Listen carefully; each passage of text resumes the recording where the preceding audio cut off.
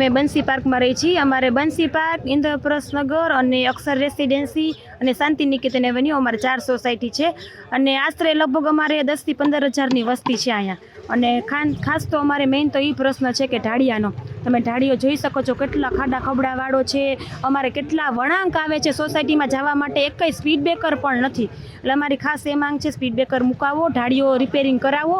ચોમાસામાં તો એટલો ચીકાસવાળો થઈ જાય છે, નાના બાળકો વૃદ્ધો હોય, ગાડી સ્લીપ થઈ જાય છે અને અમારે ભૂગર્ભનો સમસ્યા છે, ગટર એટલી ઉભરાય છે સર કે અમારે 2-3 દિવસે અમારા બાળકોને દવાખાને લઈ જાય, આપણે એટલા બીમાર પડે। તમે જોઈ શકો અત્યારે કેટલા મચ્છર હશે, તમે રૂબરૂ ફોટો પાડી શકો છો અત્યારે આવીને અહીંયા। અમારે તો એવી માંગ છે કે બને એટલી વહેલી તકે અમારી સમસ્યા ઉકેલાય, એમ એ જ માંગ છે અમારી। તો સમસ્યામાં તો જો એક સ્ટ્રીટ લાઇટ નથી, અમારે ભૂગર્ભની સમસ્યા છે, આ ઢાળિયાની સમસ્યા છે, અમારા અહીંયા સુધી સિટી બસ નથી આવતી, અમારે અહીંયાથી અલાપ ગ્રીન સિટી સુધી ચાલીને જવું પડે ત્યારે અમને રિક્ષા મળે। કોઈ પણ મહેમાન આવે તો અંદર રિક્ષા નથી આવતી। અમારે રજૂઆત સર કેટલી વાર કરેલી છે, મતના ટાઈમે એ લોકો આવે છે અને એમ કે તમારું કામ થઈ જશે, આવી રીતના અમે દર વર્ષે આવી રીતના કહીએ છીએ, પણ અમારું કંઈ કામ તો થતું જ નથી। તો પાછો અમે વિરોધ કરશું સર। અમે તમે જોઈ શકો છો આવી રીતના અમે 15 વર્ષથી હેરાન થાય છીએ, તો અમારું થોડુંક તો કામ તમારે ઢાળિયો તો એક રિપેરિંગ કરી દો। કેટલા ખાડા ખબડાવાળો છે અમારો ઢાળિયો।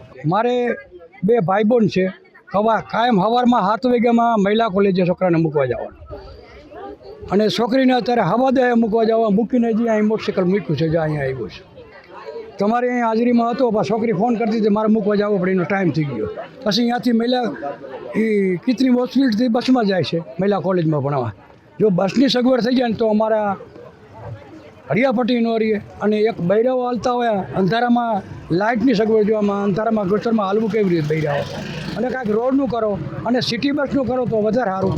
અહીંયા ઓછામાં ઓછા 1000-1500 માણસ રહેતા છે, તો એના માટે તો સગવડ ને ઉપર ખાલી બસ વહી જાય છે, 21 નંબર ને 22 નંબર, તો અહીંયા રાઉન્ડ લે તો અમારે આ સગવડ થાય ને। અમારે એમ કહેવાય અમારી સમસ્યા કે બસની અને આ રોડ, સિટી બસ અમારે અહીંથી નીકળવી જોઈએ અને રોડ અને લાઇટની સગવડ, આ બૈરાઓને અંધારાનું આવવું જવું હોય તે લાઇટની સગવડ કાંઈ છે નહીં।